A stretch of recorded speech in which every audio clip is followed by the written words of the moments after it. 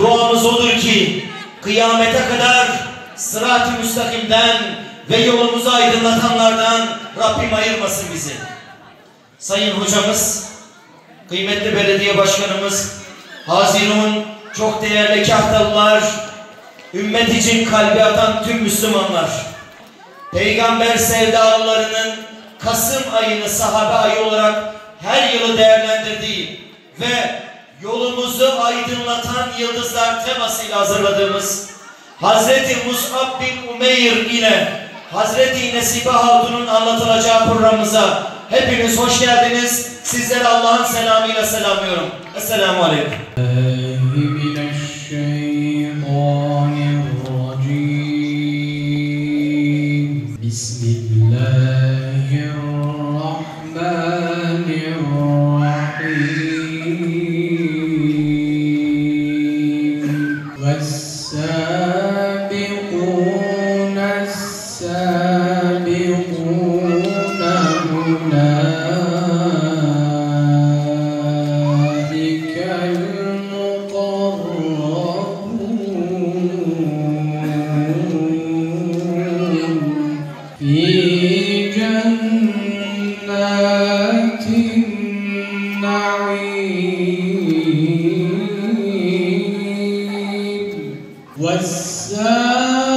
والسابقون السابقون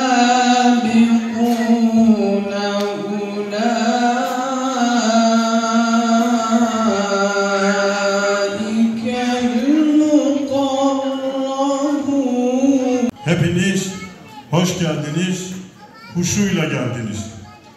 Malumunuzdur, Peygamber Sevdalıları Vakfı Türkiye olarak Kasım ayı sahabe ayı etkinliği altında Türkiye'de, ülkemizde Peygamber Sevdalıları Vakfı'nın tüm şube ve bağlantılarında, tüm salonlarında istisnasız o ay, yani bu ay önceden belirlenmiş sahabe efendilerimizin hayatı ilmek ilmek işlenmektedir.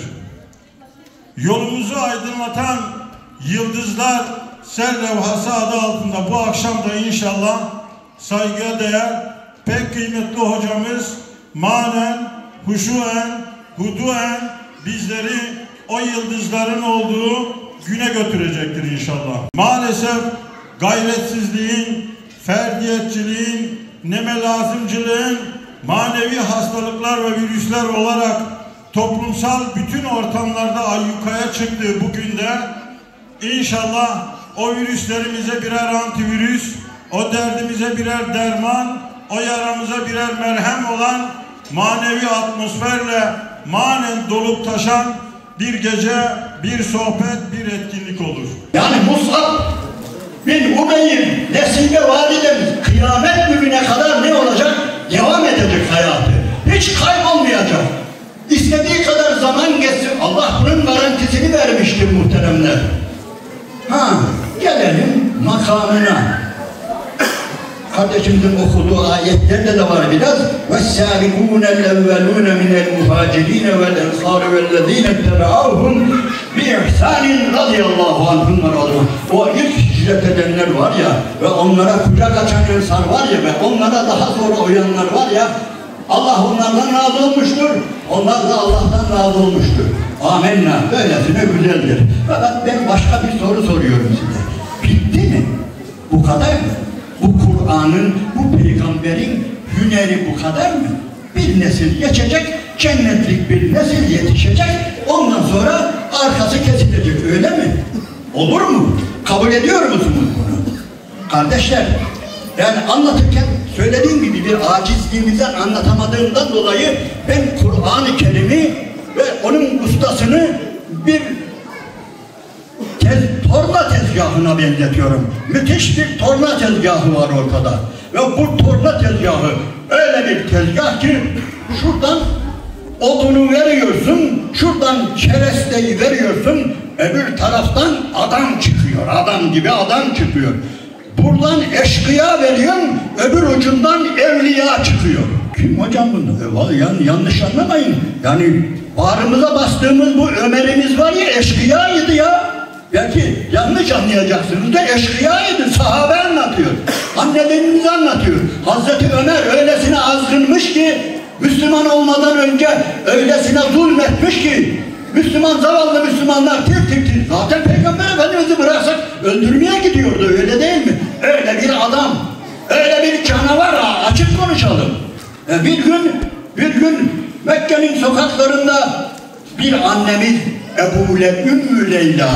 Ümmü Leyla diye bir annemiz anlatıyor. Artık diyor dayanamadık işkenceye, zulme diyor. Resulullah'tan müsaade aldık. Biz diyor Habeşistan'a gidecektik diyor. Onun için diyor devemizi yükledik diyor, yükümüzü. Bu arada son olarak kocam diyor çarşıya çıktı. Bir eksik falan var mı almak için diyor.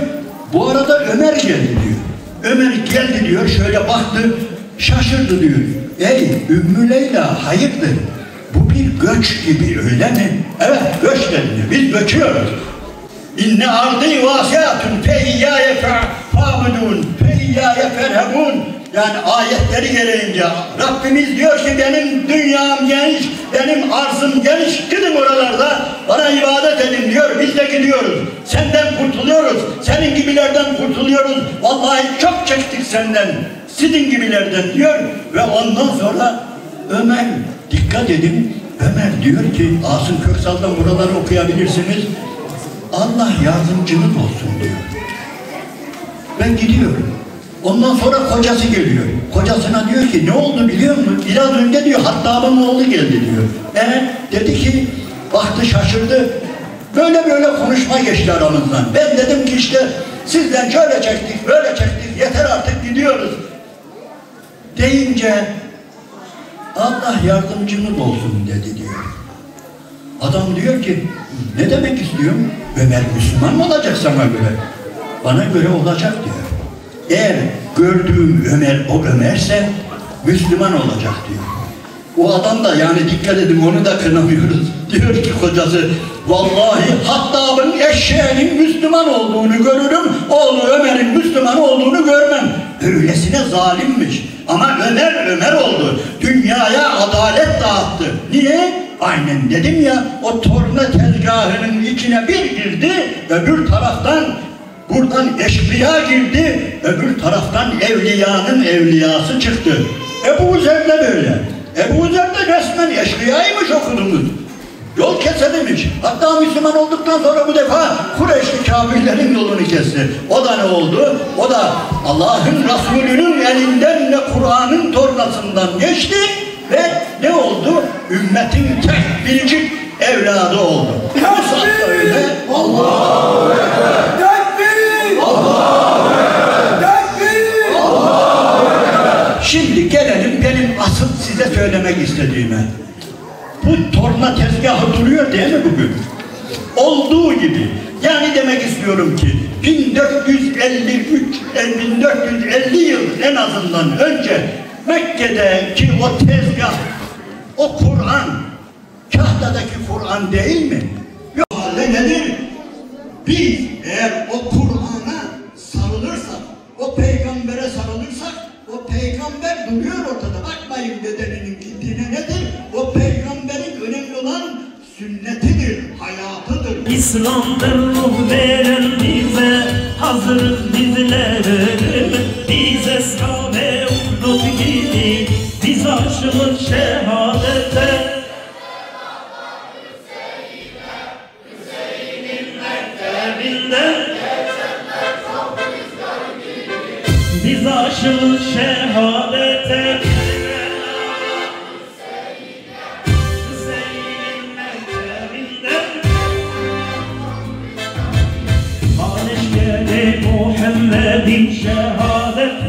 Ey Rabbimiz, bizi cihadı hayatının tüm evrelerinde sürdüren bahtiyar kullarının arasına kat. Kat ki mücadelemiz, davamız bereketli mevziler kazansın ve Gazze'miz, Kudüs'ümüz, Mescid-i Aksa'mız ve tüm işgal altındaki İslam toprakları özgürlüğüne kavuşsun. Ey Rabbimiz, senin rızan için mücadele veren Filistin İslami direniş hareketini muzaffer eyle. Onlara sarsılmaz bir iman bahşet. Onlara basiretler ihsan eyle. Onlara gaybi yardımlarını esirgeme. Ey Rabbimiz, İslam topraklarında mücadele veren bütün İslami hareketleri sen muzaffer eyle. Rabbimiz bizi iki cihanda da aziz eyle. İzzetimizi, hikmetimizi daim eyle. Bizlere özgür Mescid-i Aksa'da topluca namaz kılmayı nasip eyle. Amin. Subhaneke la ilme lena illa ma allamtena inneke entel alimul hakim. Ve ahiru da'vahum enilhamdülillahi rabbil alemin. Ve zâlillahil Fatiha.